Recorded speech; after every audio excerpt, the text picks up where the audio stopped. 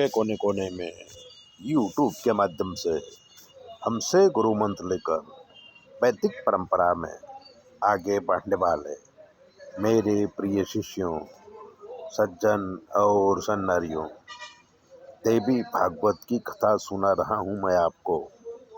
इसलिए चैनल को सब्सक्राइबर कर लीजिए, लाइक कर दीजिए।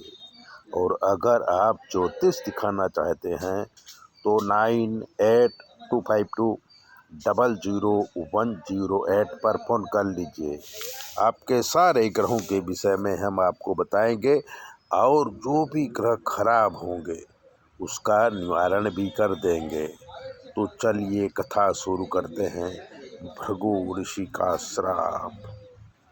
शुक्राचार्य की माँ भृगु ऋषि की पत्नी का मस्तक जब विष्णु भगवान ने काट डाला तब भृगु ऋषि बहुत क्रोधित हो गए और उन्होंने विष्णु भगवान को श्राप दिया कि आप सर्वज्ञ होते हुए भी मेरा संसार बिगाड़ा है, इसलिए मैं तुम्हें श्राप देता हूँ कि अनेक बार मानव शरीर धारण करना पड़ेगा और गर्भ पीड़ा सहन करना पड़ेगा।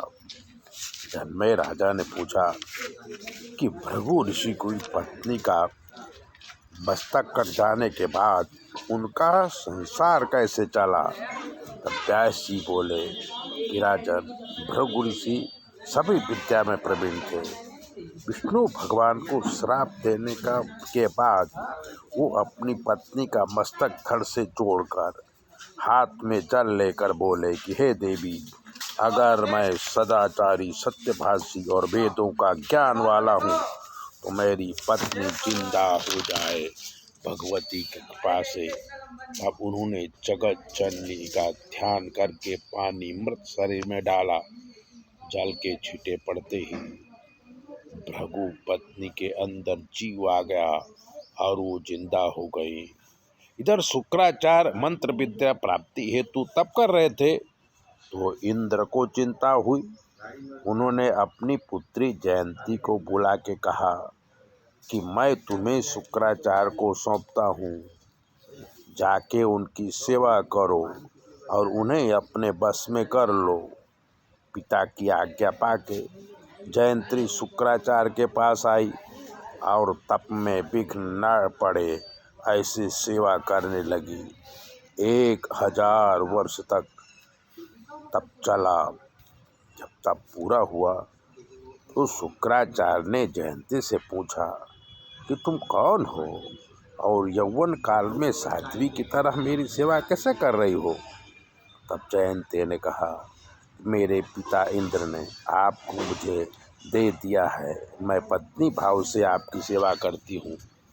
शुक्राचार्य जयंती के रूप यौवन से प्रभावित हुए और उन्हें पत्नी की तरह स्वीकार किया। उसके बाद पत्नी जयंती को लेकर गुफा में गए और 10 साल तक रमण करने लगे। सारा वातावरण ऐसा बनाया था कि कोई भी अंदर प्रवेश न कर सके। अब दैत्यों को पता चला कि शुक्राचार्य मंत्र प्राप्ति कर आ गए हैं तो वो शुक्राचार्य के पास आए, लेकिन प्रवेश नहीं मिला तो निराश हो गए। इधर इंद्र ने देखा कि जयंती को भेजने के बाद भी मेरा कार्य सिद्ध नहीं हुआ तो वो वशिष्ठ ऋषि के पास आए और कहा कि शुक्राचार्य का रूप लेकर आप दैत्यों के पास जाओ, उन्हें ज्ञान दो, वरना शुक्राचार्य जब पहुँचेंगे तो दैत्य बलशाली होके देवताओं का विनाश कर देंगे। तब वशिष्ठ शुक्राचार्य का रूप लेके दैत्यों के पास पहुँचे। दैत्य खुश हो गए और उनसे ज्ञान लेने लगे।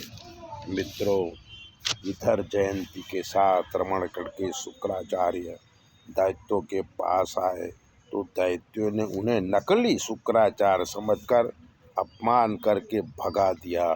तो शुक्राचार्य ने दैत्यों को श्राप दिया कि तुम्हारा विनाश अवश्य हो जाएगा। ऐसी है देवी भागवत की कथा। तो चैनल को सब्सक्राइबर कर लीजिए, लाइक कर दीजिए।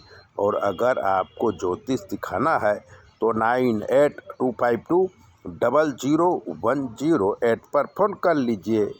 हम आपके सारे कष्ट दूर करेंगे। जय भोले।